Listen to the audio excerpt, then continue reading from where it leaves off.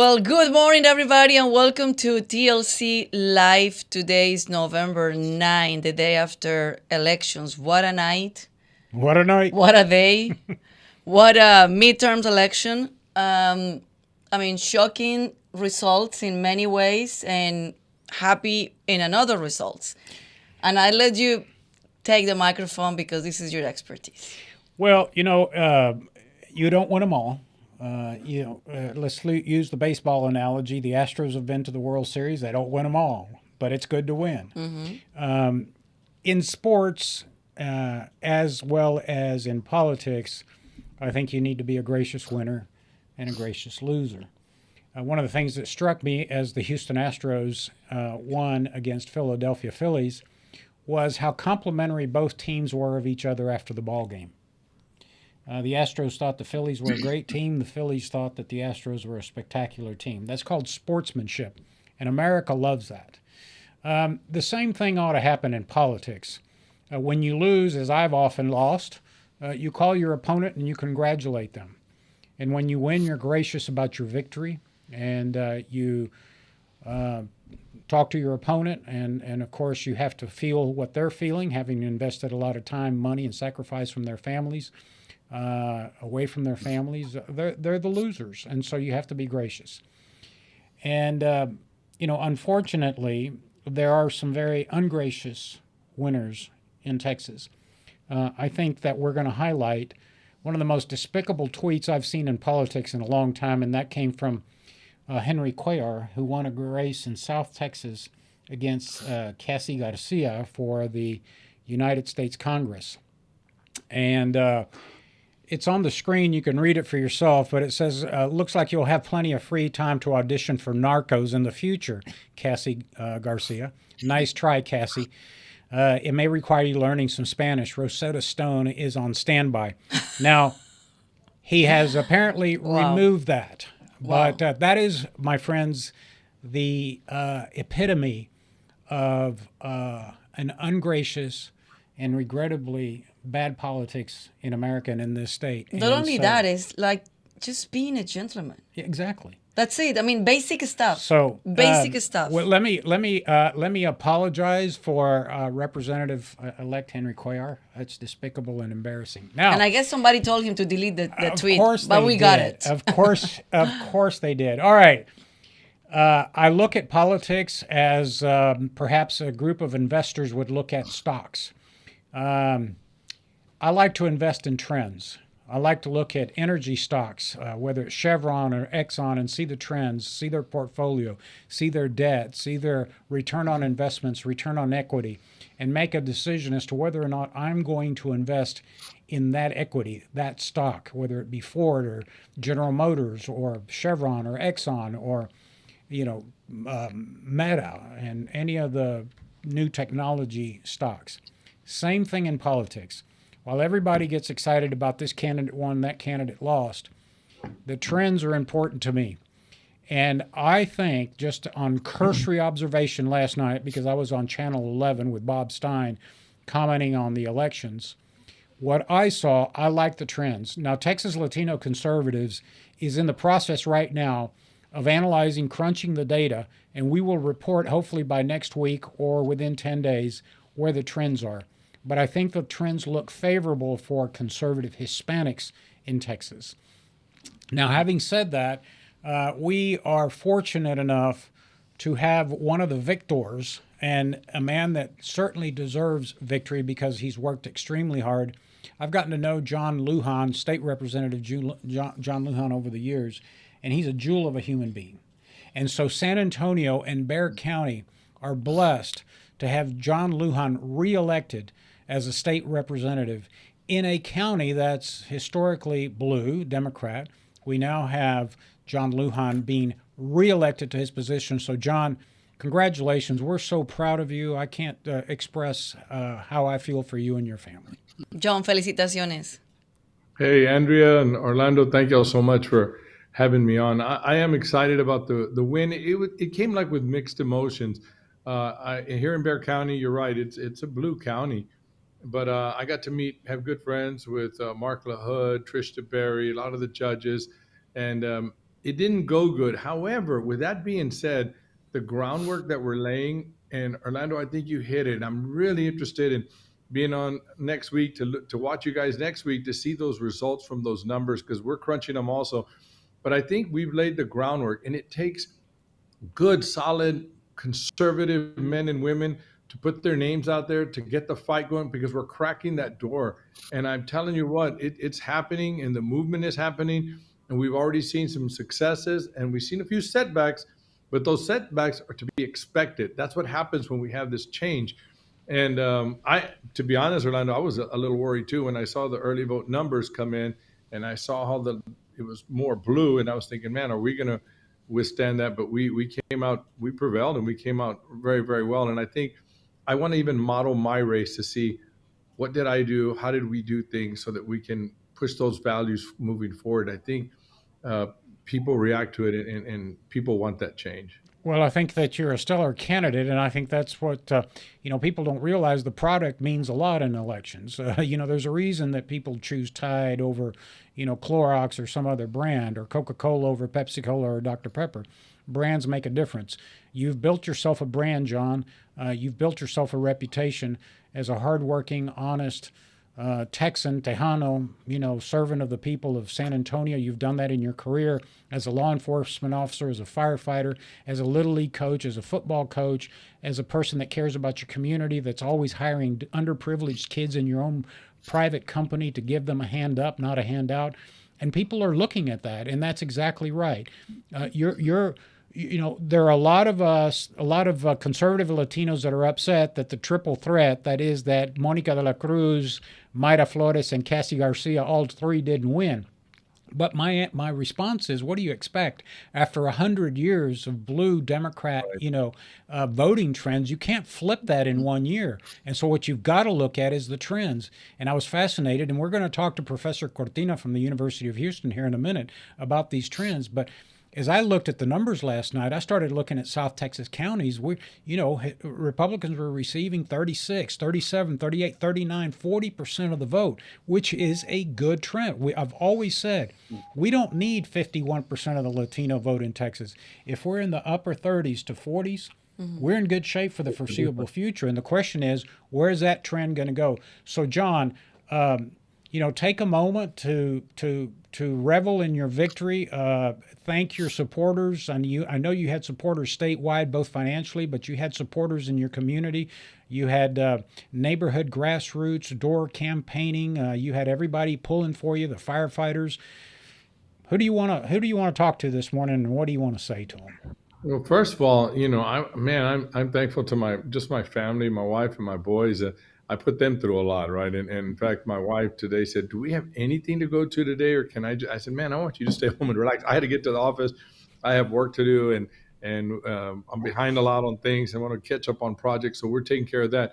But you know what? If everybody would use this, and when those numbers come out, Orlando, to say, "Hey, we're in all this together," because you're right, it was firefighters, neighborhood, but man, TLC played a big part in this. You guys don't realize the importance that you guys play on an individual person to keep my momentum going, to know that I have people behind me. Because as a candidate in Orlando, you've been there, right? You get all the fanfare, and then you go home at night and you're thinking, man, I feel alone. I'm on an island by myself, and I just had people all around me. But it hurts. But then when you have people, you have organizations like TLC and the things that you guys do, and then you're right. I'm blessed. I have the firefighters and I have the community. All of that means a lot. And if we can just continue to do our part, we're going to make a difference. We're already making a difference. And, I was a little discouraged yesterday, but then as I look at the overall picture, I think we're on the right path. We have to go through these steps to get to where we need to get to. And so I'm thankful for that. I'm thankful for everybody my phone has just been texting. I have work to do, but I think I'm going to stay here in my office today, just responding to texts and phone calls the whole day. But it needs to be done because I'm just really thankful to everybody and really thankful to you guys. You guys have, even when you've asked me to speak at locations, when I have to prep for that speech or I'm going to talk to those students, I grow from that. There's nothing more than just hanging around with good people, knowing the cause, and all working together to do that. So thank you guys for doing your part. And I don't mean that just because I'm on your show. You guys are awesome. Thank y'all so much for what you do. John, thank you so much. And the last question before you go, because we know you're super busy today. We know for a fact that being in a blue county, many people, even though that they used to vote Democrat before, they vote for you. What it happened? What you did different that is gonna teach us for the future candidates to just vote your values? The biggest thing that I think people are going to have to realize is that when it comes to the R and the D, that's such a sensitive. If you just stay right there with faith, family, freedom, stick with those values, because people always want to pull you to the far right, right? And then a lot of times a person might they will attack the far left, and then you're going to hurt those. But if you just stay true to your values and say, man, I don't want to play these games. I'm here for the community. I'm here for our people. I want to better our culture and our community for future generations. When we start speaking like that, that's what they know and they understand. When we start talking about the far right stuff, you're going to scare them away. But you just say, no, this is who I am: faith, family, freedom, and let's do the right things.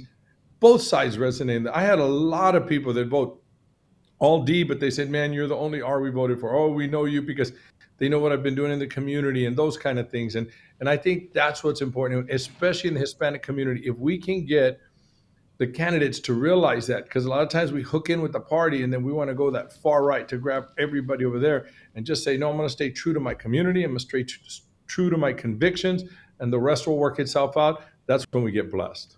I think so. This time, people vote more for the person than a party, and that's very important. Well, John, thank you so much. I know you're super busy today. Congratulations. We're so happy for you, and let's keep in touch because it's a lot to do. This is just the beginning. And you guys know that I'm a big, firm believer in the mission of TLC. So if you guys need me, you just reach out to me. I'm there for you guys. Thank y'all so Amen. much. Thank you. Well, we'll always need you. Don't go too far. We'll be calling on you, but enjoy the holidays, Thanksgiving, Merry Christmas, a Happy New Year, and we'll see you at the New Year, John. Congratulations, well deserved. You're an excellent candidate and a great representative for Texas, and I'm proud of the people in Bexar County and in your district that did the right thing. So thank you and God bless. Thank you. Bye-bye. All right. So speaking about elections and trends and, early breakdown of the numbers, one of our dear friends from the University of Houston Department of Political Science, Professor Cortina, is with us. Jeronimo Cortinas has become a friend of the programs. He's always available to help us analyze the numbers, crunch numbers, talk about trends. And Professor, as I said at the beginning of the show, I'm not so much for the winners and losers. I like to win, but I like to look at trends. Were there any trends that stuck out to you, at least from the Latino perspective? And of course, you know that we here at TLC, we have to pick a team, and we generally play on the red team. So let me put that out to begin with. But I like good, fair elections. I always remind my friends after an election that if you go to the Arlington National Cemetery in Virginia outside of Washington, and you look at the tens of thousands and hundreds of thousands of burial sites, there's a lot of Republicans and Democrats in those graves. And so that's what America is. But talk to us about the trends. Well, first of all, Orlando and Andrea, thank you so much for inviting me. I always enjoy talking to you guys. Well, I think it was very interesting to see a couple of dynamics, right? I think we had a lot of hype, especially when we were thinking about South Texas. And I just want to give a little bit of context. South Texas represents around 4% of the total Texas electorate. And when you look at the Texas electorate, it's a little bit less than that when you're thinking about it in terms of the Latino electorate. South Texas was certain districts, especially Representative Flores' district was flipped in the special election. She won the election. This time around, she lost the election by around 8.59 percentage points. And then you have Monica de la Cruz that won that election in District 15, a district that was redistricted, a district that became Republican with the redistricting round. So that's a very important explanation, just not to go beyond what the data is suggesting. there has been a lot of talk if Latinos are Republican or are trending Republican, and I think that Representative Lujan, it's a good indicator, right? And what he said at the end, I think that's the nail. He just hit the nail, and it's when you look, for example, at Lujan's website and compare that with Flores, right? With Flores, we're seeing the nationalization of local politics, right? Flores website is it's a website that gives you a message in terms of what let's say the extreme right members of the Republican Party, the MAGA movement, is giving you that message. Just exactly what would Donald Trump would say in a campaign. On the other hand, you have Representative Lujan's website, right? That it's at the community. We are for public schools. He's the son of an educator. We are for safety. We are for, border security. No one is against border security. Depends how you do it, right? He talks about affordable healthcare, issues that have a resonance within the community, right? In certain interviews, he says, "Well, I'm not that, hard right conservative," right? So it shows that there is a wiggle room. So, in a nutshell, the lesson for me, looking at the numbers, looking at these races that were already very hyped up, especially in South Texas, looking at what happened here in Harris County, Fort Bend County, so on and so forth, I think that in terms of the Latino vote is, yes, as you say, Orlando, the door has been cracked, but now the message has to be a message that has an echo within the community. For me, the Latino vote is, and actually I have research on this, is yes, they might be Republican, right? In terms of values, family values, work ethic, entrepreneurial activity, so on and so forth. They're the right type of constituency for the Republican Party. However, if the messaging is a MAGA Republican, I don't think that Latinos are willing to vote for that. And we just saw it, especially in South Texas, that is not going to go very far. On the other hand, you have Representative Lujan and many other Latino candidates across the state that were, the, let's say, 1990s, early 2000s type of Republicans, and they were very, very, very successful. So that's in a nutshell in terms of the trend. Harris County, very interesting race at the county judge level. You had a race where Alexandra del Moral Miller poured around $9 million. It's unprecedented for the county. Lina Hidalgo getting 2.4, $2.5 million, and still, got that win, but obviously very close. So a lot of things going on in terms of that, but that's the first lesson that I get in terms of how the Republican Party in Texas can make inroads is, okay, people are not buying this type of product very specifically. There's so much to talk about, and I appreciate your comment about money. Back in it reminds me, in 2001, Professor, when I ran for mayor of Houston against the incumbent Lee Brown, I had zero money in the bank, and the mayor had $2 million. And the media always says, "How are you going to compete?" And I said, it's votes that matter, not dollars. Don't vote. Right. And that's exactly right. People think that $9 million is going to win you a race. No, it's not. You have to have adequate amount of funding, but you also have to have the right message and whatnot. So, and I say this, Professor, because I get a lot of young Latinos that want to run for office, and they're discouraged because they don't have money. And I always say, don't worry. If you're right on the issues and you know your community and you have a connection to your community, you have a chance. So I'm glad that you brought that up.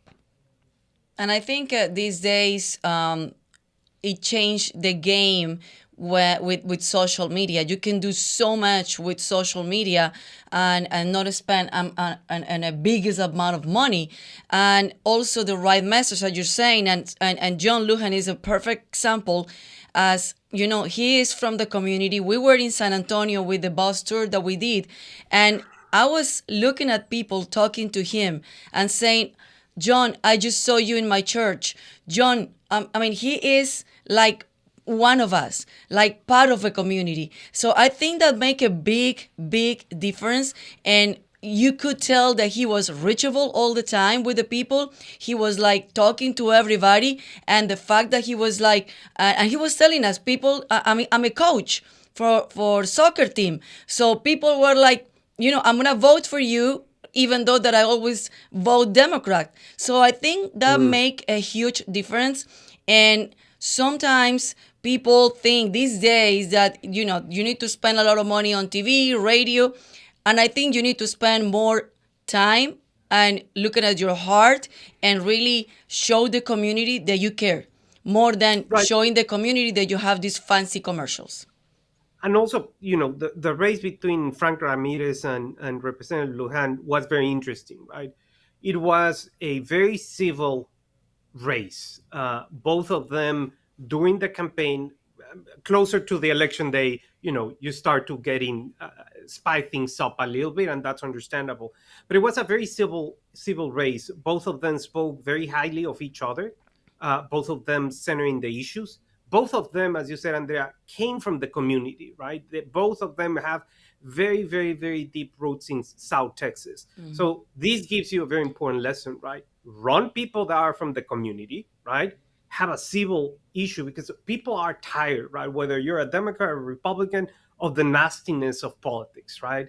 Is you start listening to TV, hearing all these nastiness, like, I don't want to know anything about it. So when you see a normal competition, and it was a competition in terms of ideas, different views, and different policy implications of what to do. But again, the issues that Representative Lujan and Ramirez were talking about were the same issues. The difference is how you arrive. For example, Lujan had one in terms of protecting foster children, right? It's how you get there.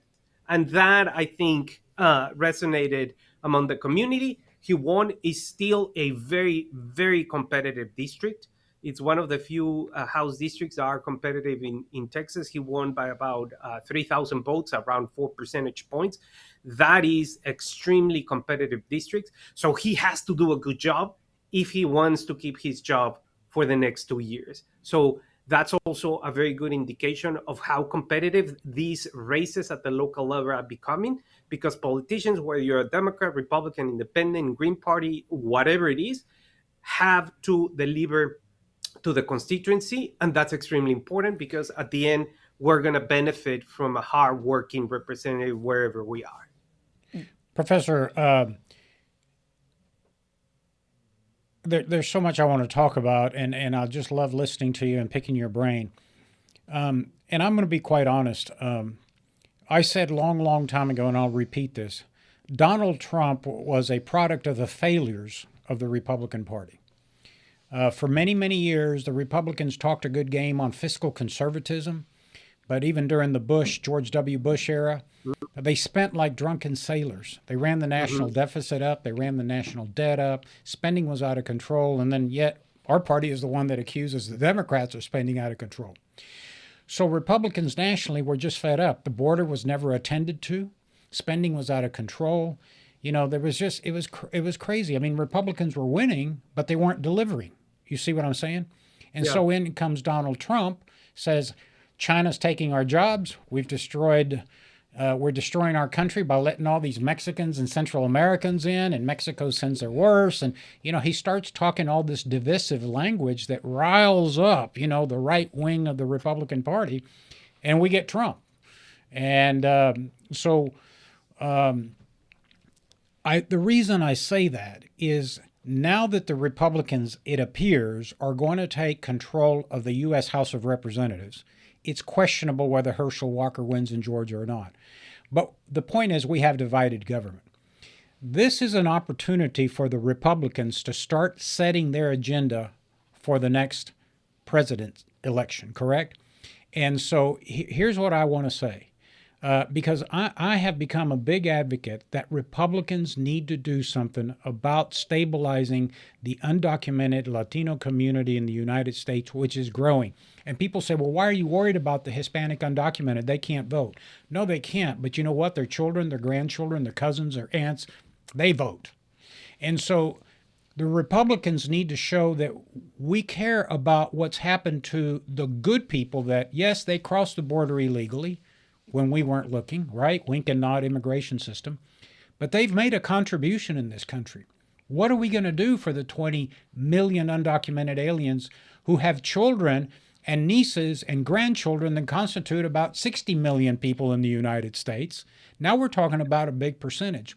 So, so this is an opportunity for Republicans to lay out in Congress, in the House of Representatives, legislation that puts the Democrats, in my opinion, in a bad situation. For example, I'm a big advocate of giving a legal status to undocumented aliens who've never violated the penal code, that has broken the law in the United States. No pathway to citizenship, but normalize them. Give them a legal status. Let them pay taxes. Let them have their Social Security benefits. Let them travel to Guatemala, Salvador, and Mexico, bury their loved ones, and come back to the United States with their family. What's wrong with that? We did a poll in Texas in the 5 largest counties, and Republicans even support that. Yeah. It's beyond me why the Republicans don't lay out a proposal that says legal status, renewable every 5 or 10 years, no pathway to citizenship. I can tell you what's going to happen, Professor. Biden will veto it because they are hell-bent on pathway to citizenship. Most illegal aliens don't want citizenship. They don't want to vote. They don't want to run for office. They just want to be here with their families. Am I right or am I wrong? Is this an opportunity for Republicans to lay out a course for a large growing segment of the voting population, say, here's what we're going to do for you? And before I get too carried away, I've always said to Republicans, because I have a dear friend that you know well, both of you professors, Professor Kleinberg at Rice University one day said to me, Orlando, children from the urban area, with low-income parents, have at least a 10,000 word vocabulary deficiency when they start education. What is wrong with pre-K education if it's giving a child that's poor a head start? Why do we fight that? Explain to me. So this is an opportunity for Republicans to deliver to the American people what they want and get away from this, elections are cheaters, the media is a bunch of liars, and, stuff that Americans don't care about. Right.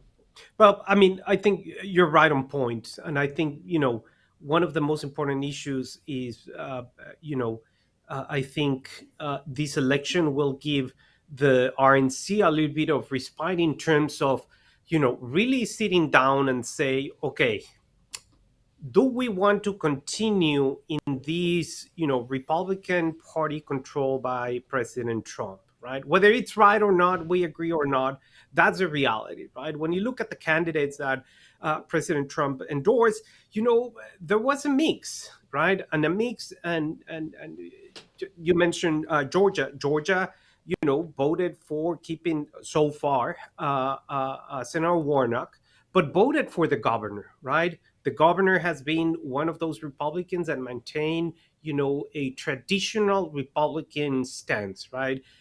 Early Governor George W. Bush kind of republicanism, this republicanism that tends to be very compassionate, right? And what you're talking about is compassion, and also not only compassion in terms of our values, as we are a country that we receive the poor, the tired, the huddled masses, but compassion also in economic terms, right? There is a labor shortage. All business persons at least that I've had talked to in Houston, they say we need more people, right? So there's nothing wrong with what you're saying. The big question, I think, is whether the Republican Party in Congress is going to have, enough votes on the one hand and enough internal cohesion to be able to put such a proposal forward. I think that if they put it, they're going to get Democrats that are going to add up. I think that the Senate is going to add up, and then the White House is going to be unable to veto such a proposal. But it has to become a partisan issue. It has to become the Gang of Eight 2.0 and try to move that forward. The question is, what are you going to do with the Marjorie Green Taylors in Congress, right? that are going to derail that process because they have a different political ideology, and that's fair enough. But they're not going to allow these, let's say, McCarthy is a very smart person, right? He can do it. I think that he has the political knowledge, he has the capital, political capital to move it forward. But whether they're going to be able to do it or not depends on the grip that President Trump has in in terms of the party, and if he decides to run or not. If President Trump decides to run again, that's the best thing that could happen for Democrats for the next 2 years. That's like a gift sent from God in the worst time ever. That's going to be the best thing that happens because the election and everything becomes Trump. It doesn't become what you're talking about, right? It's not about the policies. It's not about what's wrong with having, as you say, pre-K. I don't understand. It's better for the economy. It's better for Yeah. to create human capital, etc., etc. What's wrong with regularizing people that we already know that they're here, Yeah. right?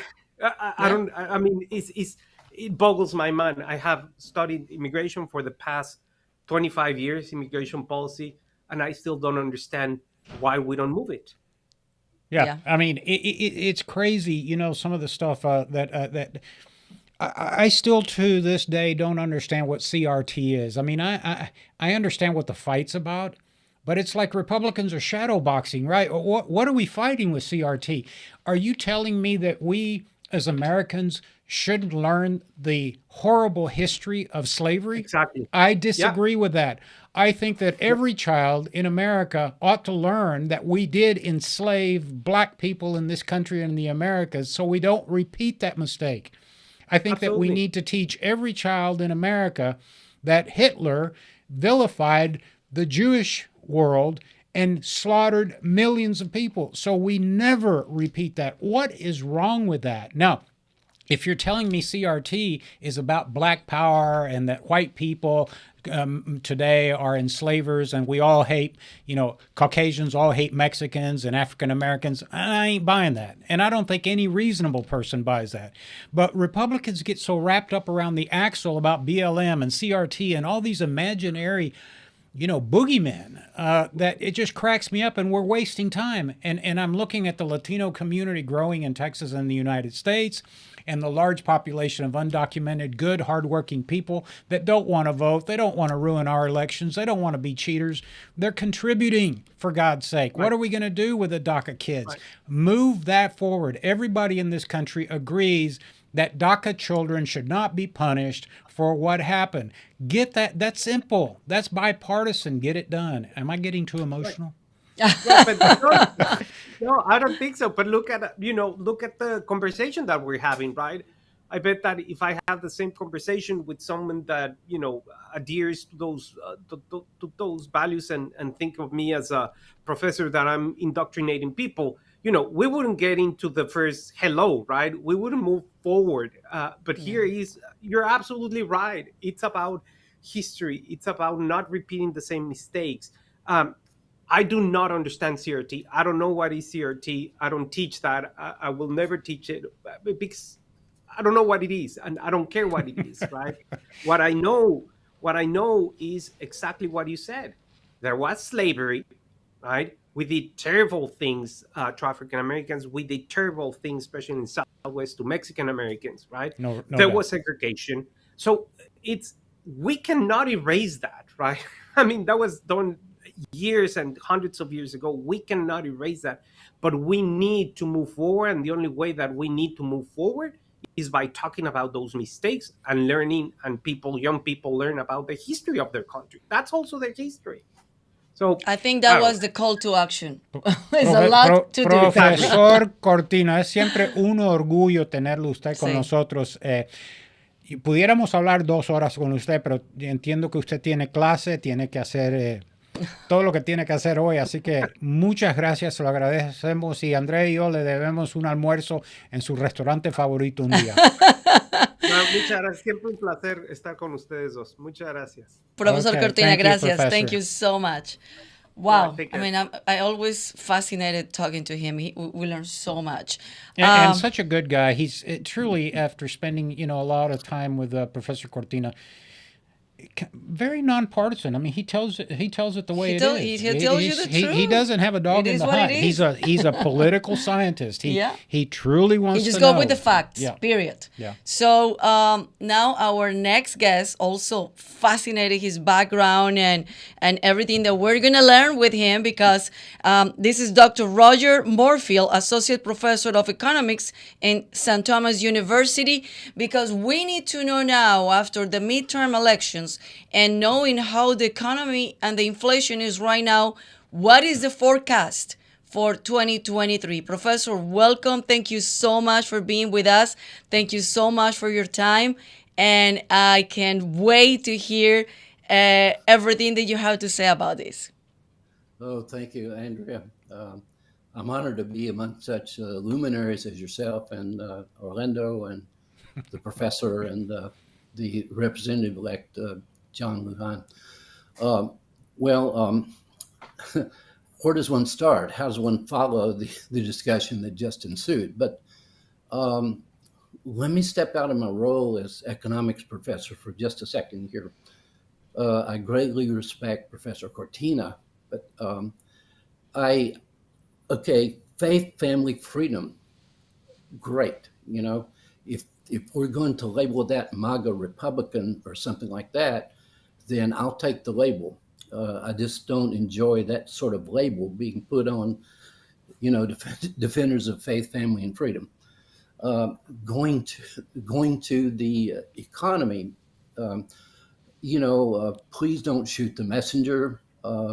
I don't really have any good news there. If the economy is not already in recession, it's going to be real soon. And you look at all the usual suspects, the Conference Board Index of Leading Economic Indicators and all the economic forecasts, they're saying either we're in recession now or one is very likely by year end, which is, 2 months away or a month and a half away, really. So that's that's where we are, and looks like we're going to have possibly gridlock in Congress, um, and actually, markets enjoy that. In October of '06, my wife and I. Oh, by the way, a little aside here. My wife is Latina. We were married in 2005. She came here from Colombia as a young teenager and became a citizen in 1972. And so she says, "Look, I'm American now, so please think of me that way." But she's given me lots of more understanding of the issues that are important to Latinas, and they obviously are the issues that are important to everybody. Well, you have a Uh, good taste. I'm Colombiana too. So you have a good taste. okay, mi esposa es de Bogotana, and Bogotana. I know very little Spanish, but at least I can, send out a phrase or two here and there. And I'm working on it. Okay, we've had such an interesting life and have been doing so many things. There just has not been time for me to work on a third language. But anyway, back to the economy. I think the inflation that is being reported is really understated. I don't think 6% is tells quite the whole story. And just most of the people that we know, younger than us, and of course I'm almost an octogenarian. I will be in May of next year, but most of the people that I know don't remember times of high inflation. You have lived most, if not all, your life in times of relative price stability, and here we are back to rampant inflation and the distortions that it's going to produce in our economy, such as and by the way, full disclosure, I actually taught my last class at St. Thomas in March, so I'm now dealing with that repugnant R word, so I'm a little jarred when somebody says, "Hey, Roger, congratulations on your retirement, but I'm working with that, and I'll get there. But anyway, my 403b plan, given the balance in that retirement plan that I have, the money that I have there, if inflation continues at the same pace that it's been going recently, if it continues that way for a year, I will lose $70,000 of purchasing power in a year. And that is a hidden tax. They didn't even bother to send me a bill, and so it distorts incentives. Money becomes more of a hot potato. You got to spend it quickly before it loses any more value and that sort of thing. So, we're seeing high interest rates and rising. We're seeing, of course, as far as the employment situation, it's really a little strange. There are labor shortages, but we seem to be disincentivizing work. And a couple months ago, the CEO of the League City Regional Chamber of Commerce said we're facing a tidal wave of resignations. So people are leaving the labor force in droves, and that's part of what's causing the labor shortage. As to the causes of the current inflation, we see lots of people blaming the pandemic or this or that. That economic genius, Sheila Jackson Lee, in an interview the other day said, "Oh, it was the hot weather." But yeah, so much for that think, Yale education. Oh, is that it? Okay. Well, I went to Duke, and we call that little school up there in Cambridge the Duke of the North. But anyhow, Professor, I don't mean to cut you off, but let me talk about some specifics. We measure GDP, right? Gross domestic product. Government spending is a huge part of that calculation. Am I right or wrong? You're correct. So government does have some, even if it's tangential, effects on inflation, recession, shortages, whatnot. For example, when the government, let's say, curtails drilling and exploration, that's going to have an effect on the product, which is crude, right? Precisely. And when the government says to bakers in America, quit baking bread, that's going to drive the price of bread up because there's going to be a shortage of bread, correct? Oh, yes. Okay. So a fascinating thing. America, the Biden administration, led by the far left and the Democrat Party, want to fundamentally transform energy consumption in America under this theory that we're burning the planet up. Now, yes. I think science is out on this, right? Some scientists say, look, yes, we're experiencing occasional rises and drops in global temperatures as we have over the millennia, right? We went through an ice age, we've gone through floods, but Correct. Now every storm, every tornado, every hurricane, every flood is climate change, which used to be global warming. Right. That's what I'm an environmentalist. I believe that we all, as human beings, have to be stewards of the environment. So I'm watching Sky News or the BBC, I can't remember the other day, and there's a meeting in Europe of the Green New Deal guys. And the right. Prime Minister of Pakistan says Pakistan just experienced torrential flooding, and it's caused $30 billion in damage in our country.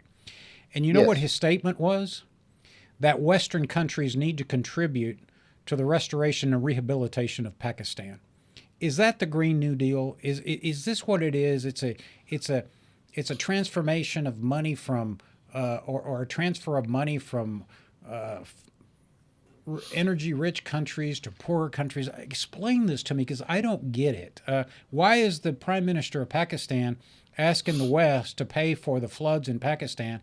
And by the way, why did the new Prime Minister of the United Kingdom jump in and say, oh yeah, our economy is so strong here in Great Britain, we're going to contribute £5 billion? So you're asking me to explain the Green New Deal? I'm just trying to figure out these economic trends in the world. Yeah, well, the Green New Deal is a utopian dream, and it's to me, it's a utopian nightmare. we're going to be dependent on fossil fuel for a long time. And, I'm thinking it's going to be half a century before we ever really make substantial advances against the use of fossil fuel. And, unlike many people, I believe time is on our side. Technology is changing, and the technological solutions will be forthcoming in time to save the planet. So Orlando, I'm getting a lot of vibe of fear and confusion from my undergraduate students. They've been told so many things about this. Oh yeah, no, the young people believe the world's coming to an end. I mean, it was supposed to end 10 years ago, but we're still around. But I think now they're telling them in 5 years it's coming to an end. We're all going to burn up. Well, in the 19th century, William Stanley Jevons, the coal question in the UK, we're going to freeze in the dark because we're running out of coal. So 1970, the Committee on Growth anyway, The Limits to Growth was the name of the book. We were going to run out of everything in just a few years. And so we keep hearing those things over and over and again. And every time. You know what? That's funny. You and I are old enough to remember Jimmy Carter in the 70s in his sweater with his thermostat set at 50 saying, and this was a nuclear scientist, right? That we were going to run out of fossil fuel, that we had to keep buying from the Saudi Arabians because there was just no energy left in America. This was 1976. I mean, it's like, oh my God. Oh, yeah. I love Jimmy Carter much better as an elder statesman than as a president, quite frankly. But back to go ahead. Ask me what you'd like to know, or Andrea, or anyone else. Let's we don't have much time left for the show. So what I want the viewers to know is like, what is the landscaping on terms in economy we're expecting for next year after these midterm elections? Well, given the gridlock in Congress, markets will, enjoy that. But don't go by what financial markets are saying. As Paul Samuelson famously grumped a long time ago, financial markets have predicted 9 of the last 5 recessions. But in other words, financial markets are not a good predictor of recession. However, we have many other reliable predictors of recession. And so I think, and I don't like to be the bringer of bad news, but I think that we are going to have very slow growth and a relatively high inflation throughout the next year. Explain to people, or is recession opposite of inflation? In other words, are they opposites? Do they coexist? Explain to the public what the difference is. Well, at one time, yes, recession and inflation were opposites, but in the 70s, we got a combination of recession and inflation.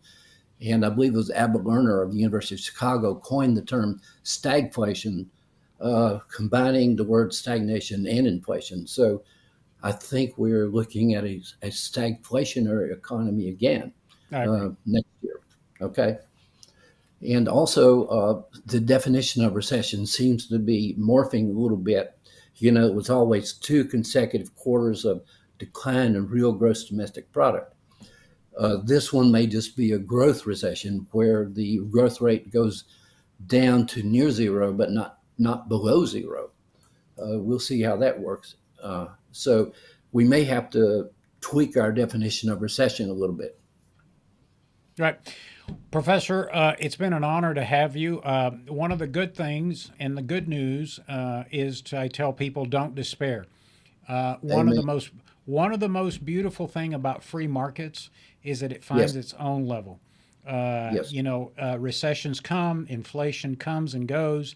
We have experienced a time of relative price stability, economic opportunity. There were some benefits to producing a lot in China. That means that we became consumers. Everybody bought a new 70-inch TV. Everybody had a new, laptop computer. We had chips that were made that did phenomenal things. We have telephones now that do more than the Apollo 7 capsule had in computing power.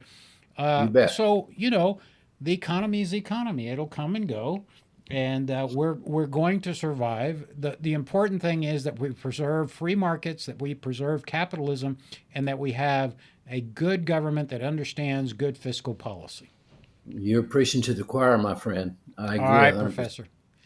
Well, listen, it's been a real pleasure to have you. Enjoy your retirement. Thank you for your service to our youth. Hopefully you've put out some of the greatest economists that are coming in the future. Godspeed, God bless, enjoy the holidays, and hopefully we'll have you back on the new year to talk about the new economy. Thank you, sir. I'd love to do that. Thanks a All right, lot. Thank you, Professor.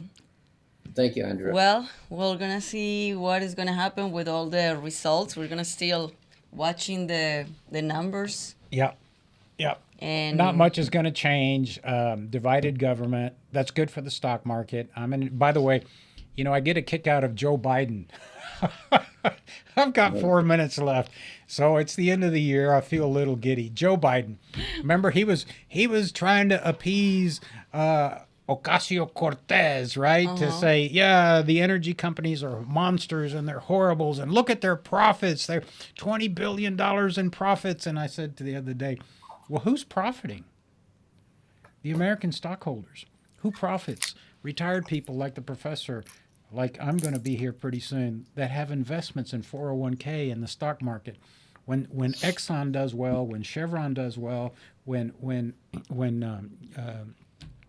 British Petroleum does well, when General Motors and Ford does well, when Pfizer does well, I do well. We own those companies. It's not some guy behind a curtain that owns those companies. So Biden says, he trashes the oil companies, vilifies them, stops production, shuts down Keystone Pipeline along with, Obama. And then all of a sudden, crap, we're back to buying inflated fuel from the Middle East. Biden now has gone to the oil companies and said, please help us. yeah, And they're like, seriously. Really? Go away. Anyway, speaking of mistakes, so everybody's looking at this sign. We used to have a beautiful sign back here. Yeah, I know. And you took it last Wednesday. This is what happens when you let me do mechanical stuff. I took I the know. sign down because I had. By the way, we have been interviewed. Texas Latino Conservatives has been. We were on national Indian television last night. That India. went global. So far it's India, France, Germany, UK, Japan, Saudi Arabia. Arabia, and 6 different countries. My God! So, yeah. You're being really officially global. So TLC has gone global, and I took our beautiful sign that we spent quite a bit of money on. I think it cost us a couple $100. And it took it a second just to break it up. And I used it to, build a brand. Right, Mark? I mean, you got to You unbuild the brand. Because I was trying to I build was the watching brand. you unbuilding the brand. I mark the brand. And it's one of these things that's coiled, and you raise it up with a little stick. And, well, it came off the little stick and went crashing down. Yeah. And now... But it works that day at least. So far, we My make it sign- happen. our And you sign- were with the sign behind you during the interview. Then I came here today to the studio, and I told Mark, our producer, I said, I bet you anything Orlando is not bringing the sign because it's some way that we can fix it here. Well, that's what happened to our sign. And so it's not that we're going really fiscally conservative. But you know what? But actually, it looks But good. this This is Mosier Media in No, but Houston. Mosier Media solved the problem right away, and that's what it matters. They made a Xerox copy. But let me just say, That's our new Green Deal. Green Deal. yeah, that's her new Green Deal. But by the way, we're at Mosier Media Studios in Houston, Texas, and generally do a fabulous job. But In case that somebody needs a it's production like or something. this you is they can called call a them. green screen, Mark. We should be able to project the TLC logo on here. So to the chairman of the board, the president, and the staff at Mosier Media, come on, guys. It's a green screen. All right, it's time. We got to go. Ok, ya. Se te acabó el tiempo. Se nos acabó Land the el plane, tiempo. como dices tú. Land the plane. Land the plane. All right. Muchas gracias por acompañarnos hoy. Siempre disfrutamos tenerlos ustedes en el programa con la gran dama de Colombia aquí, Andrea And we have Gomez. a lot of comments today. We have a lot of comments. I want to remind people, we depend on your contributions. If you enjoy what Texas Latino Conservatives is doing, that is building the farm team of the future conservative Latino leaders in Texas, help us. We rely on your contribution. This organization exists solely by the generosity of Texans across the state of Texas. So go to our website and make a contribution. You can do $5, you can do $5,000, you can do $500,000. We will put the money to good use. And by the way, let me just give you an example of the good use that we put the money to. 2 weeks ago, I got a call from a young lady in League City, Texas, by the name of Larissa Ramirez, had never run for public office, and decided to run for city council because she was inspired by a young lady named Mayra Flores. Mm-hmm. And she called me and she says, what can I do? And I said, do you have a website? She said, no. I said, do you have any literature? She said, no. Do you have any push cards? She said, no. I said, do you have any endorsements? She said, no. Boom, boom, TLC boom. stepped in less than 24 hours, created a website for her, got her a prestigious list of endorsements, including former congressmen and women, former city council members, Jerry Patterson, this former land commissioner of Texas. And last night, Larissa Ramirez was the top vote getter in League City, Texas. Congratulations to Larissa. Congratulations to the voters of League City for picking the right person. And we're going to win that race. We're going to go back in tomorrow. We're going to help Larissa Ramirez become the next city councilwoman in position 7 in League City, Texas. That's what Texas Latino Conservatives does. They say, why is that important? Why is it important to elect Michelle Gamboa to the Longview City Council? Why is it important to elect Larissa Ramirez to the League City Council? Why was it important to elect Joel Castro to the Alvin City Council? Or who's our friend up in, I'm getting old, in Dan Corrales. Why was it important to elect Dan Corrales? Mm-hmm. Or why was it important to elect Roman Garcia? They're the future. This is the future of conservative leadership in Texas. That's what we do. That's what we do best. So help us, make a contribution. Andrea, it's all yours.